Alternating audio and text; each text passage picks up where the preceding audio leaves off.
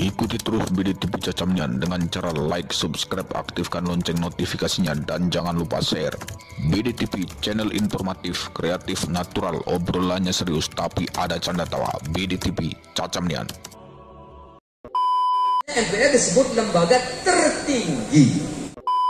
MPR nggak bisa milih lagi. Bukan menghasilkan cebong sama kampret.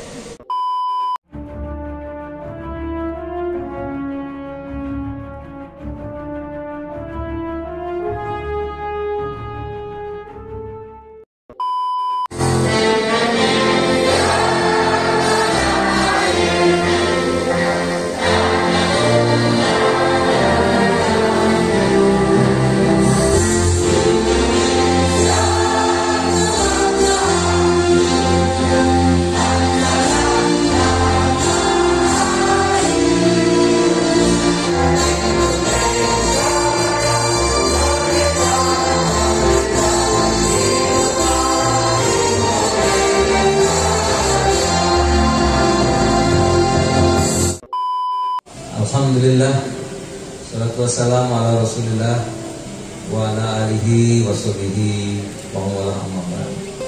Bapak-bapak, ibu-ibu, tuan-tuan, puan-puan, para tokoh-tokoh masyarakat, tokoh adat, tokoh masyarakat Bengkulu, semua yang saya muliakan, mohon maaf kalau saya tidak bisa sebut satu persatu. Semua saya hormati dan saya muliakan. Di depan ada wakil wali kota mendampingi wali kota. Ini ada gubernur Jambi yang sekarang gubernur Bengkulu. Ada gubernur Bengkulu yang sekarang kan yang meneruskan. Ustadz, ini saya berteman sebelum jadi gubernur dulu, berteman, sahabat. Sebetulnya kalau tidak DPR sama profesinya, sama-sama Ustadz ini. Saya ditemani oleh dua anggota DPR, Sri Kandi Bengkulu, tokoh dari Bengkulu, udah 3 kali jadi anggota DPR, sekarang menjadi tokoh nasional. Itu saudaraku Dewi Koryati. Tepuk tangan yang nah, ini sebelah kanan orang Bengkulu, tapi sekarang jadi tokoh nasional. Hari-hari kalau baca berita mestilah, karena ketua komisi 8 setara dengan Kementerian Agama itu ya.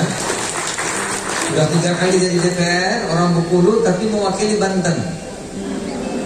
Itu NKRI, nanti saya jelaskan. Sekarang wakil ketua umum PAN, ketua pemenang pemilu, saudara Yandri Susanto. Tepuk tangan yang dulu. Bapak-bapak, ibu-ibu, tuan-tuan, puan-puan, peserta Kecamatan Kampung Melayu ada ya. Tepuk tangan untuk Kecamatan Kampung Melayu. Kayak Jakarta ada juga Kampung Melayu. Tempat istri saya namanya Kampung Melayu. Kecamatan Selebar ya. Kalau di Jawa Barat ada, bukan Selebar, Cilember. Beda-beda sedikit.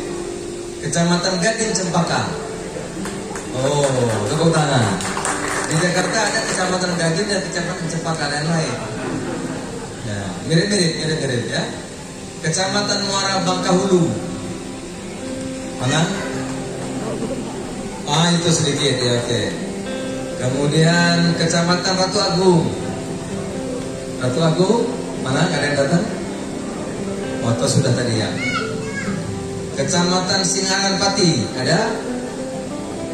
Oh, ini kayaknya saya yang sana tadi nih. Baik. Ya, yang tadi yang pertama. Ini acara yang ketiga soalnya. Ya, satu tadi di Hotel Rafflesia, lanjut di Putri Gading, baru di sini. Nah, baiklah Ibu, saya ditugasin ini sesuai pilar. Bengkulu saya dah hanya acara ketiga, pertama kedua saya sudah tes tadi.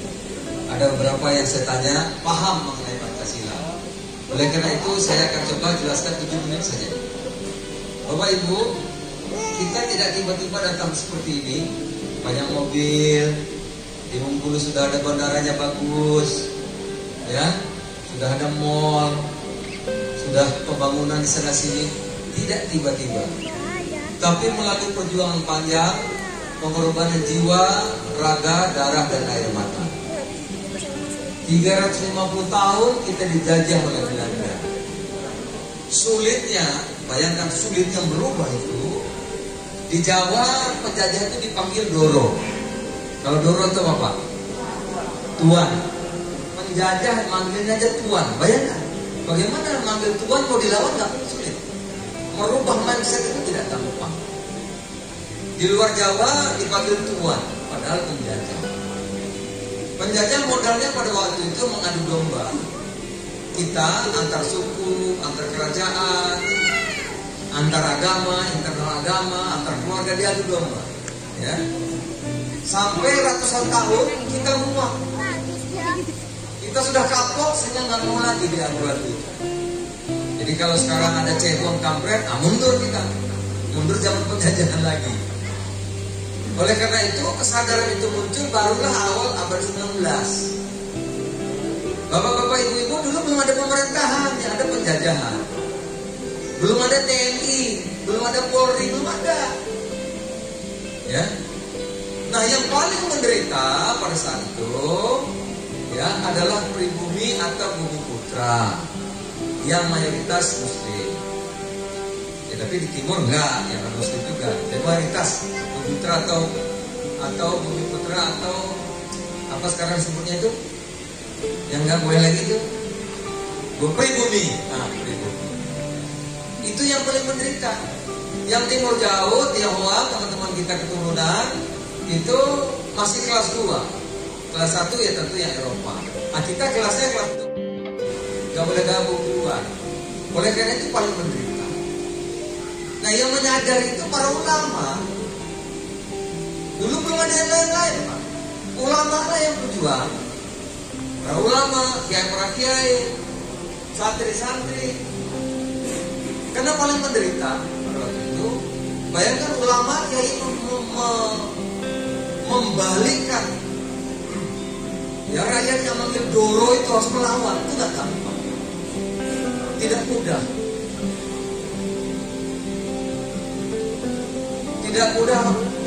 perlu perjuangan yang panjang. Oleh karena itu pada awal abad 19 yang lahir zaman itu lahir ormas Islam dulu. Yang lain belum ada, Pak. Partai Amanat Nasional, Partai Nasdem, Partai apa belum ada, Pak. Pemerintah belum ada zaman itu. Karena partai itu dagang perdagangan, pusat perdagangan itu nggak ada pribuminya, dikuasai oleh mereka semua. Maka dagang dulu. Kita waktu itu kuli atau rodi tenaga paksa, perlawanan. Sebetulnya itu saya politik. Dari perlawanan berikut saya politik, maka lahirlah Serikat Islam. Itu sebelum tahun 25-26. Tapi izinnya Belanda baru kasih 12 karena perlawanan politik. Jadi yang berjuang pertama harus diakui, nggak tiba-tiba seperti ini. Jadi peran umat Islam, peran para ulama, para kiai luar biasa. Tidak hanya sebelum merdeka, bahkan setelah merdeka. 10 November itu. Ya, terkenal kan? Bukan hadis, tapi seolah-olah seperti hadis. Hubul waton minal iman. Mbah Hasim. Hadrat Syekh Hasim Asy'ari. Ya. Pada waktu itu. Fakir Allah Akbar itu pikiran kemerdekaan dan mempertahankan kemerdekaan. Itu slogannya. Nah, kalau sekarang yang kita kalau radikal, nah ini yang mesti diluruskan. Itu ada dokumennya, fakta tak mungkin hilang.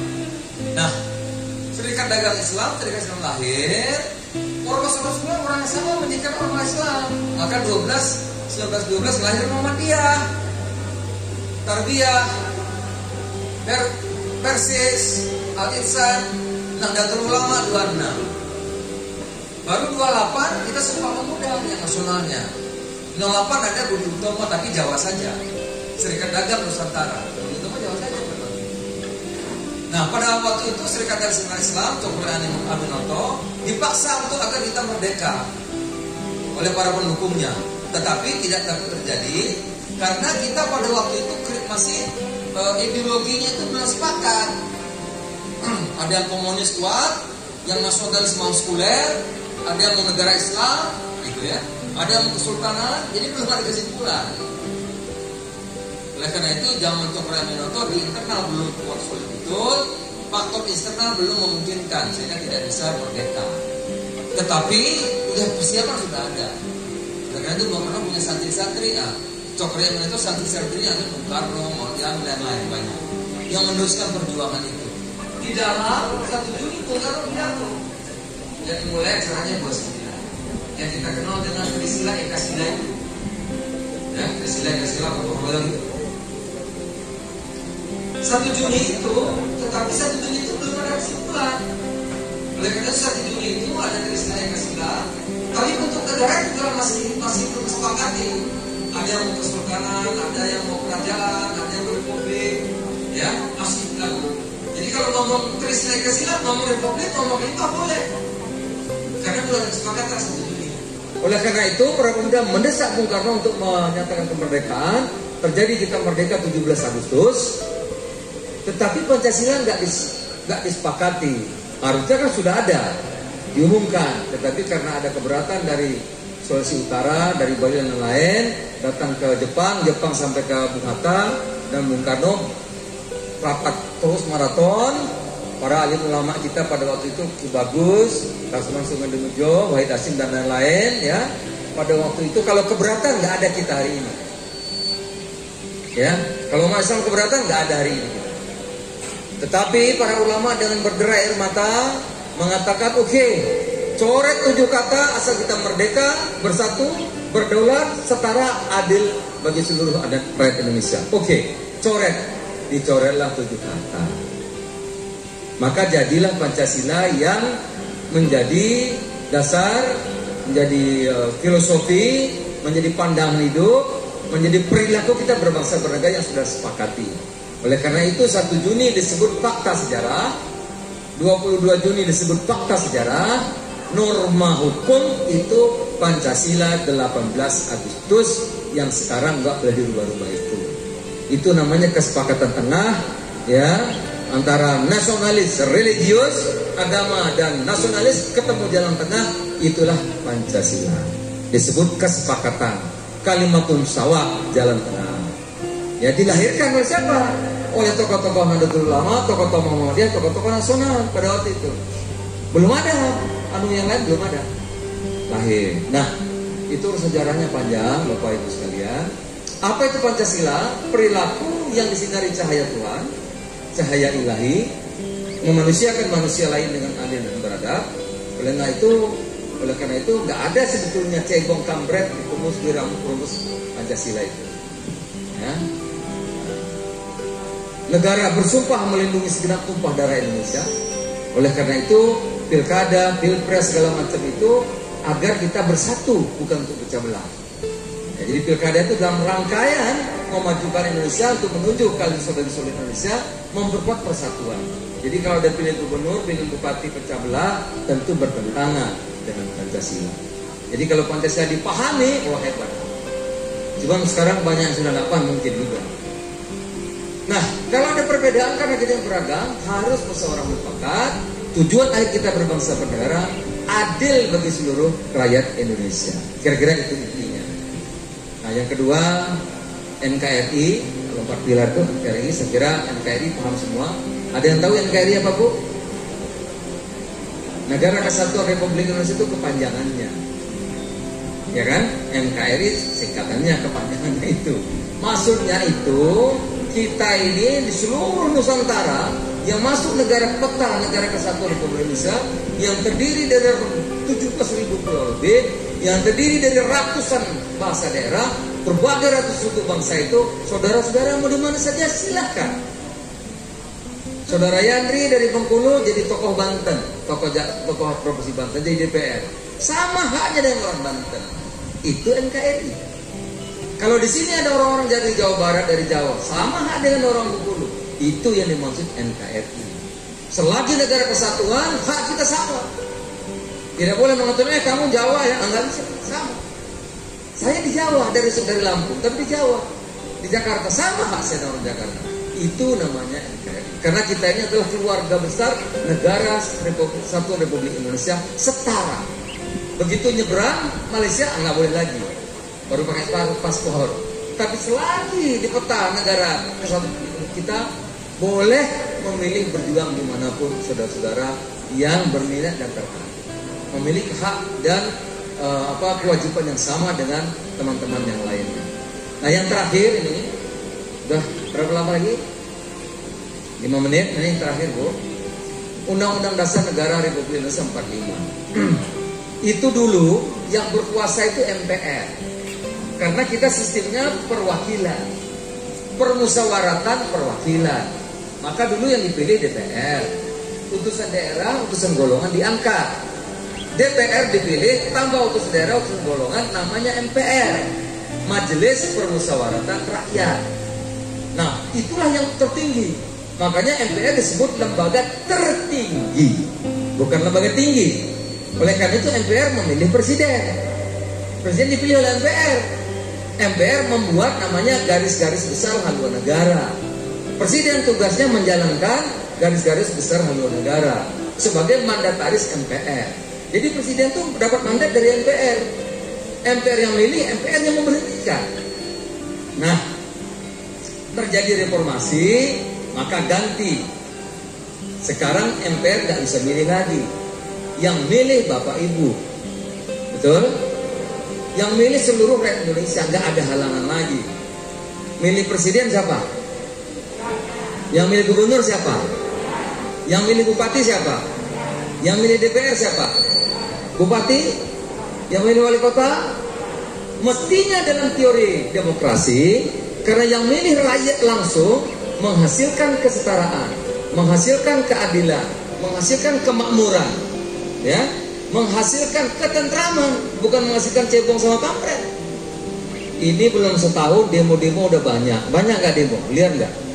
Di Jakarta udah penuh demo, banyak nggak? Kenapa terjadi? Yang milih rakyat kok diprotes? Belum 5 tahun sudah diprotes. Wah, dipilih sendiri. Kenapa? Dalam demokrasi harusnya menghasilkan keadilan, kok yang ada kesenjangan. Kenapa? Pasti ada penyimpangan. Contoh di Jawa, saya nggak sebut di mana, nggak etis. Ya, ada 4 kabupaten yang kami riset. Tapi saya contohkan satu kabupaten, tapi kabupaten mirip. Ada pilihan bupati 5 tahun yang lalu. 2 kandidatnya, katanya nggak boleh nunjuk angka, jadi gini aja tangan saya. Nah, kalau angka katanya ada pilgub nggak boleh, jadi pokoknya saya gini aja, udah gini, kalau nggak gini ya susah main pilkada itu. Kalau maksudnya ada 2 kandidat, ada tanya gini, ya situ. Ini lagi. Satu akademisi, pinter, jujur, punya karakter, punya kompetensi, jadi bupati, bagus. Kalau cara akal, cara hati menang dia, akademisi. Tapi buktinya kalah. Satu lagi calonnya, Bandar Togel. Bener ini. Bandar Togel preman, tapi dia bisa ngasih transfer 50.000 sama nasi kotak. Yang akademisi nggak ngasih apa-apa. Kira-kira dipilih yang mana? Bandar? Itu dia. Iya benar itu, ibu benar 100. Bapak Ibu boleh tepuk tangan dulu, benar 100. Tapi Bapak Ibu tahu nggak apa yang terjadi, risikonya, akibatnya? Setelah 4 tahun kami riset, itu kabupaten religius berubah. Banyak warung remang-remang sama organ tunggal. Laki-laki sama perempuan joget-joget bebas-bebas sambil mabok. Kira-kira apa yang terjadi? Seks bebas. Anak-anak muda di belakang ada koprok. Merata begitu. Terjadilah apa yang disebut dengan penyakit sosial. Mulai banyak pencurian, mulai banyak begal. Yang mengejutkan, ada 400 wanita terinfeksi HIV baru. 400 lebih. Ini Pak, Bu, riset. Jadi scientific. 96% benar, 4% error, margin error. Bayangkan akibat itu. Kenapa? Karena demokrasi itu harusnya value. Demokrasi itu nilai. Bapak Ibu, nilai-nilai. Kenapa diberikan hak kepada masyarakat? Karena suara rakyat suara Tuhan. Moral isinya. Karena moral value hilang. Yang ada yang menang, yang menang. Masyarakat juga bilang saya nggak peduli. Pokoknya ada nasi kotak atau beres, hilang. Lain tak penting. Nah kalau itu terjadi, keberkahan dari bulan yang datang, apa ya tadi kabupaten yang saya gambarkan, inilah yang melanda negeri kita. Baru dipilih bupati sudah di demo, baru dipilih presiden sudah di demo. Kenapa? Pada waktu memilih tidak sesuai dengan apa yang ada di hati dan pikirannya. Dia memilih karena uang, dia memilih karena dibayar, atau dia memilih karena ditekan. Ada deviasi, ada penyimpangan. Begitu bupati terpilih, kok nggak bela rakyat lagi? Rakyat sudah Pak, sudah apa? Sudah dapat sarung, sudah dapat transport. Jadi sekarang bela Tokyo dulu Cukong. Cukong yang punya uang. Maka ada tanah kasih Cukong, ada kebun kasih Cukong, ada korek kasih Cukong. Kesenjangan semakin tinggi, resah, banyak demo. Nah kalau kita mau lurus demokrasi, maka yang penting adalah value, nilai-nilai. Milih, yakini betul menurut hati dan rasional kita benar, itu Bismillah. Mudah-mudahan keberkahan akan datang. Itu bagian pertama. Boleh tepuk tangan kita semua. Masih bisa? Hah? Nah yang terakhir buat saya. Tadi buat ibu-ibu. Yang terakhir buat saya. A'udzubillahiminasyaitonirrajim. Bismillahirrahmanirrahim. Tabarakalladzi biyadihi mulku wa huwa 'ala kulli syai'in qadir. Allazi khalaqal mauta wal hayata liyabluwakum ayyukum ahsanu amala wa huwal azizul ghafur. Bapak Ibu, kita ini silih berganti. Saya punya kakek namanya Haji Harun. Haji Harun punya anak Hasan Harun, bapak saya. Hasan Harun punya anak Zulkifli Hasan, saya. Kakek saya sudah meninggal, menyiapkan ayah saya agar lebih baik. Ayah saya sudah meninggal, ibu saya sudah meninggal, sudah wafat, menyiapkan saya agar lebih baik. Saya juga begitu, harus menyiapkan anak lebih baik. Itulah salah satu tugas kita, dihidupkan dan dimatikan oleh Allah di bumi ini, agar kita berlomba-lomba melaksanakan kebaikan. Paling kurang baik untuk dirinya dan keluarga. Paling kurang bagus kalau baik untuk dirinya, keluarga dan masyarakatnya. Oleh karena itu, Bapak Ibu nanti akan meninggal juga. Kayak saya ini kemarin gagah sekolahkan di Jakarta, punya anak remaja, menikah, gagah dipanggil Bang, oh keren. Habis itu punya anak 4, sekarang cucunya sudah 6.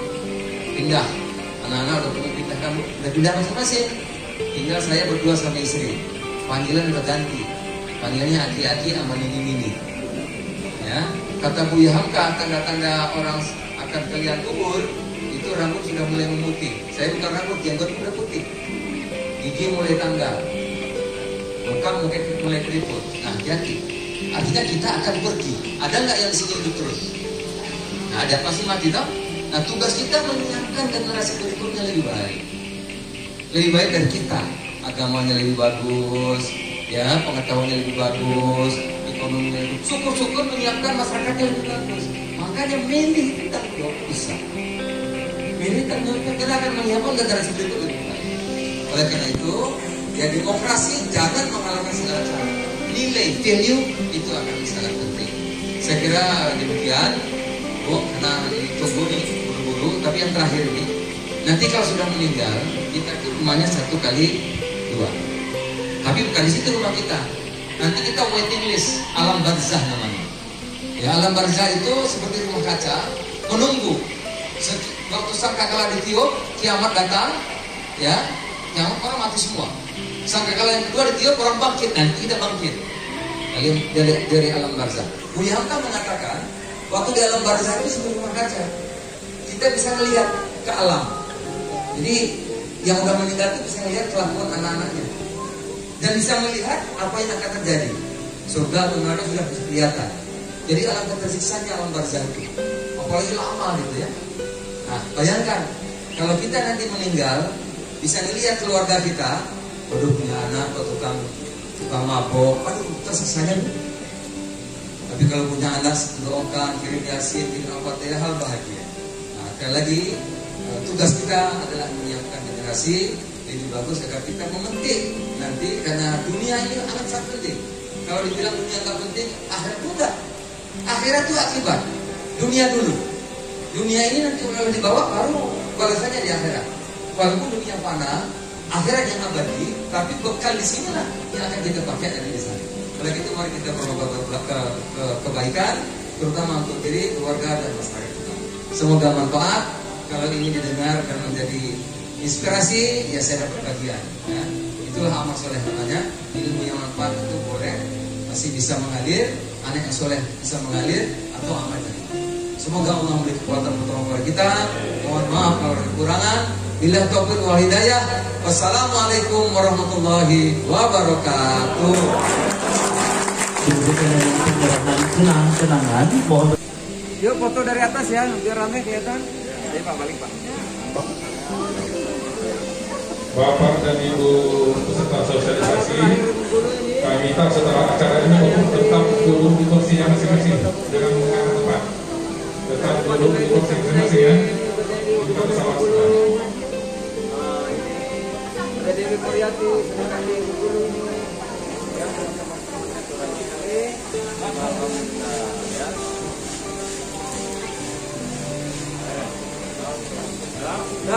Baik, kami ucapkan terima kasih banyak. Boleh tepuk tangan yang meriah untuk acara kita hari ini. Saya ingin mengucapkan terima kasih kepada wakil ketua kembali Bapak dan Ibu peserta sosialisasi pada hari ini. Kita tutup bersama dengan mengucap alhamdulillahirabbil alamin.